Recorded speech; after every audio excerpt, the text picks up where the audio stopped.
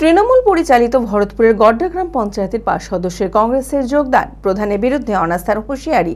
সোমবার ভরতপুরের গড্ডা গ্রাম পঞ্চায়েতের তৃণমূলের ৫ সদস্য সহ শতাধিক কর্মী ব্লক কংগ্রেস কার্যালয়ে কান্দি মহকুমা কংগ্রেস সভাপতি আজহারউদ্দিন সিজার ও ব্লক সভাপতি কমলেশ চ্যাটার্জির হাত ধরে কংগ্রেসে যোগদান করেন। কংগ্রেসের সংখ্যাগরিষ্ঠতা নিয়ে প্রধানের বিরুদ্ধে অনাস্থা এনে এই পঞ্চায়েত কংগ্রেস দখল করবে বলে জানান কংগ্রেস নেতৃত্বরা।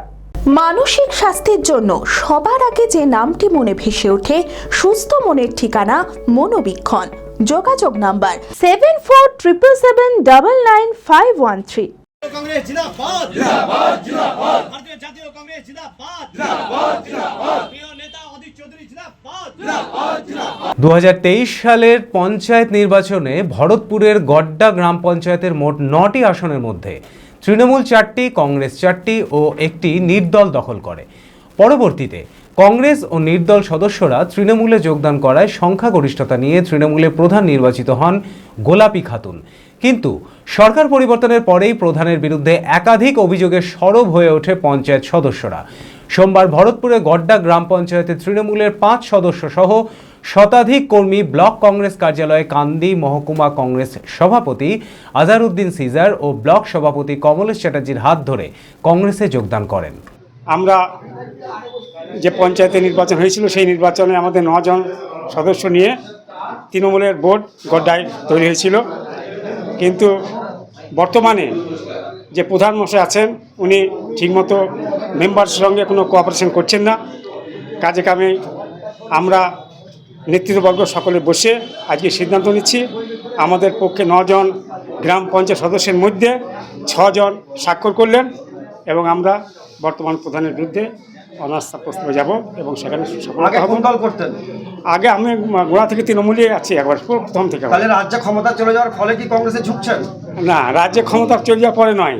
এই যে বিজেপি সরকারের দ্বিচারিত মনোভাব, হিন্দু মুসলমান যে একটা গণ্ডগোল তৈরি করছেন, এর তাছাড়াও বর্তমান যে পঞ্চায়েত প্রধান উনি বর্তমান সরকারের কথা শুনে কাজকর্ম করছেন, মেম্বারদের কোনো কথা শুনছেন না। সেখানে মেম্বারও বিরক্ত এবং মেম্বারদের জন্য আমরা সবাই মিলে আজ প্রায় 200-250 জন গড্ডা গ্রাম পঞ্চায়েতের সক্রিয় সদস্য তারা কংগ্রেসে সক্রিয়ভাবে যোগদান করলাম। কংগ্রেসের সংখ্যাগরিষ্ঠতা নিয়ে প্রধানের বিরুদ্ধে অনাস্থা এনে এই পঞ্চায়েত কংগ্রেস দখল করবে বলে জানান কংগ্রেস নেতৃত্বরা। গড্ডা পঞ্চায়েতে কংগ্রেস আরও শক্তিশালী হয়ে উঠবে। আজকে আমাদের মহকুমা কংগ্রেস সভাপতি এখানে সিজার আছে এবং আমাদের ব্লক কংগ্রেসের সমস্ত টিম আছে। তাদের সম্মুখে আজকে আমাদের ভরতপুর ব্লক কংগ্রেস পার্টি অফিসে এদের জয়েনিং হলো। সামনের দিনকে এদেরকে আমরা বহরমপুরে আবার নিয়ে গিয়ে আমরা অদিত চৌধুরীর কাছেও আমরা এদেরকে নিয়ে যাব। গড্ডা পঞ্চায়েত বড়ুয়া বিধানসভার অন্তর্গত এবং ভরতপুর ব্লকের অন্তর্গত। গড্ডা পঞ্চায়েত এবং ভরতপুর বিধানসভা কংগ্রেসের পক্ষে এরা জয়েন করার ফলে কতটুকু শক্তিশালী? প্রথম কথা হচ্ছে গড্ডা পঞ্চায়েতটা আমাদের ভরতপুর বিধানসভার মধ্যে পড়ে না, এটা বড়ুয়া বিধানসভায় পড়ে। এবং সামনের দিনে আমাদের যে ভরতপুর পঞ্চায়েতে আমরা আপনাদেরকে আমি মাথায় দিই একটু যে আমরা কিন্তু বসে থাকিনি।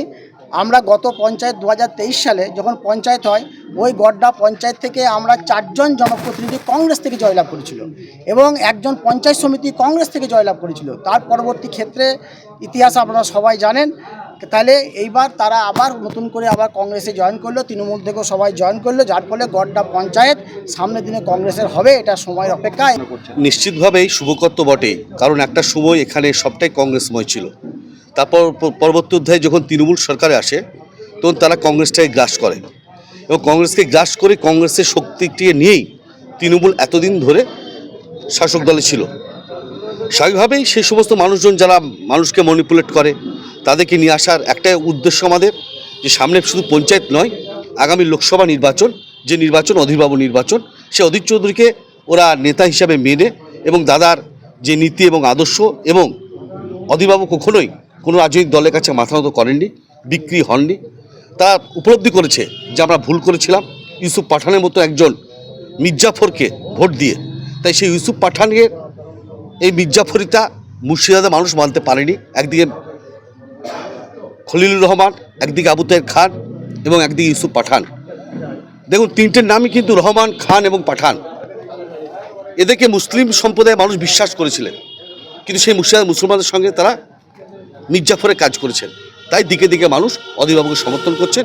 অধীরবাবুর নেতৃত্বেই আমরা মুর্শিদাবাদ কংগ্রেস লড়ছি এবং আগামী দিন লড়ব। গড্ডা পঞ্চায়েত আসাতে আমাদের নিশ্চিতভাবে শ্রীবৃদ্ধি হবে। ওখানে আতাই ভাই সিনিয়র মোস্ট লিডার আছেন, তার শক্তিকে আমরা কাজে লাগাবো। Future guide central government MSME affiliated ও আইএসও সার্টিফাইড মেডিকেল রিপ্রেজেন্টেটিভ চাকরির অতি বিশ্বস্ত একটি বৃত্তিমূলক প্রতিষ্ঠান। এখানে ইন্ডাস্ট্রির সেরা শিক্ষক দ্বারা প্রয়োজনীয় ট্রেনিং, গ্রুমিং এবং গাইডেন্স দেওয়া হয়। ক্লাসরুম এবং ফিল্ড ট্রেনিং এর সুব্যবস্থা রয়েছে।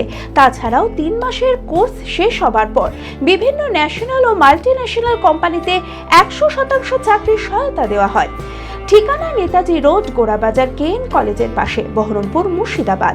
মালদাতেও আমাদের শাখা রয়েছে। বিশদে জানতে কল করুন 8670837790।